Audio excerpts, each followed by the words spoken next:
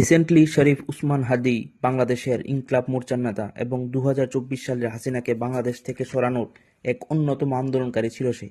গত ডিসেম্বর মাসে 12 তারিখ দুইজন অপরিচিত লোক তাকে হত্যা করলে বাংলাদেশে হঠাৎ উগ্র হয়ে ওঠে এবং বাংলাদেশ সরাসরি ভারতকে দোষারোপ করতে শুরু করে, কারণ সে ভারতের সেভেন সিস্টারকে ভারত থেকে আলাদা করার হুমকি দেয়। এদের আন্দোলন এমন হয়ে ওঠে যার কোনো ভিত্তি নেই। নিজেদের মিডিয়া হাউসের উপর আক্রমণ শুরু করে এরা। প্রথম আলোর অফিসে অগ্নিসংযোগ করা হয়, এমনকি বাংলাদেশের গর্ব বাংলাদেশের সঙ্গীত কলাক্ষেত্র ছায়ানটের ঘর ভাঙচুর করা হয়, হারমোনিয়াম তবলা ভাঙচুর করে দেওয়া হয়। আর শুধু তাই নয়, সন্দেহের জেরে যেসব লোকদের পুলিশ আটক করে তাদের উপরও হামলা করা হয়। দীপু চন্দ্র দাস নামে এক হিন্দু ব্যক্তিকে প্রথমে মব লিঞ্চিং করা হয়, তারপর তাকে প্রকাশ্যে জ্বালিয়ে দেওয়া হয়। এর জন্য কি তারা হাসিনাকে তাড়িয়ে বাংলাদেশের স্বাধীনতা এনেছিল? দেখুন, আগামী বছর বাংলাদেশে ইলেকশন, আর যত বড় ভারত বিরোধী কথা তত বড় লিডার হবে এখন বাংলাদেশে।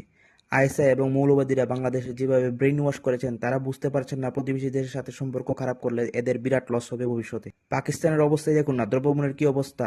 আইএমএফ এর লোনের উপর চলছে পাকিস্তান।